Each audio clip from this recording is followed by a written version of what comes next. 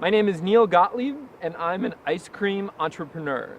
I have a company that I started very small as one little scoop shop, but now it's sold nationwide and beyond at grocery stores and the such. I worked in a cubicle when I first got out of college. I quit that, I went to the Peace Corps, and when I came back, I wanted to do something to combine my inner do-gooder with my dirty capitalist side. And starting an ice cream company was something I could start small, but I knew that I could build it into a national brand.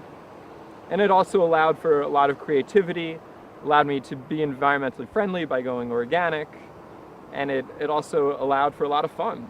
Making ice cream is really fun, especially on the creative side when you get to make new flavors.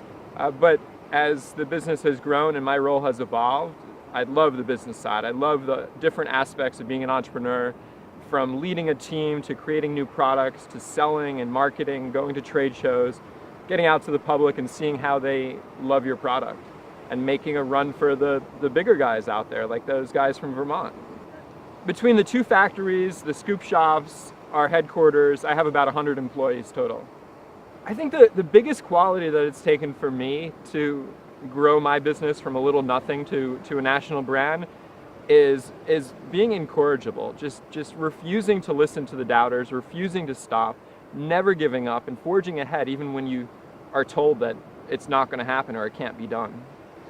I went to high school, and I'm a graduate of Cornell University, so went to an Ivy League school along with my twin brother, which was pretty fun. But we're actually the first generation in our family to go to college. Yeah, when I worked in corporate America, I got really bored really quickly sitting in a cubicle, and so I rectified the situation, left it behind, joined Peace Corps, started a business, and now I'm on Survivor, so I'm doing okay. People describe me as smart. Some of my employees, whether or not they're kissing ass, have described me as genius.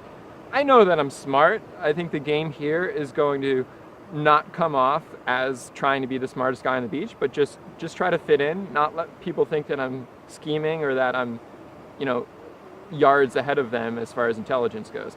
Clearly, I just use English measurements. I'm not that intelligent if I didn't say meters. For me, life is what you make of it, and it's about adventure, it's about keeping things interesting, it's about never being bored, always being challenged. So I have taken a circuitous route. I certainly could have done things to make more money, but that hasn't been the motivation. The motivation has been to live a full, rich life and get to do things that I love. Overall, I would say I'm smart, I'm charismatic, I'm driven, and I'm not afraid. So I think I'm going to march forward in the game, making decisions to help me get further, making plays 2-3 plays ahead while other people are still scrambling about what to do that evening. I also think, I think one of the basic tenets of my strategy is just going to be this charm offensive. Show up in ice cream pants, looking like a dandy with a bow tie on, and make people think that I'm just a joke. Try to not let them know what exactly is underneath. I put on 10 pounds in the last 3 weeks, so I look a little chubby, and so that I don't go as hungry, but so people take me less seriously, not knowing that I'm a serious climber and a real athlete as well. When people first meet me, I think they think that I'm fun and silly and not really somebody to take all that seriously, especially in the context of a cutthroat game. But the fact is that I've gotten to the places where I am in life because I'm somewhat fearless and aggressive and driven and will do anything in this case to win the game. And a lot of people say that, but I really mean it. My downfalls could be numerous. I could just get unlucky.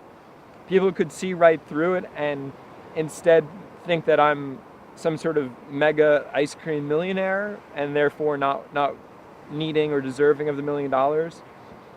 I could be too trusting sometimes because I do sometimes look at the world in rose-colored glasses, and I think every moment of every day I'm going to have to remind myself that these lovely, beautiful people on the beach with me are my enemies and need to be destroyed, need to be taken out.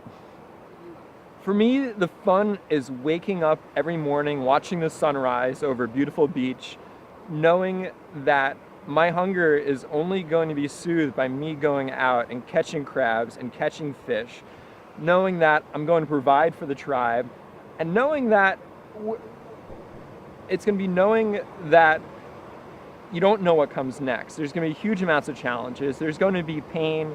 There's going to be suffering.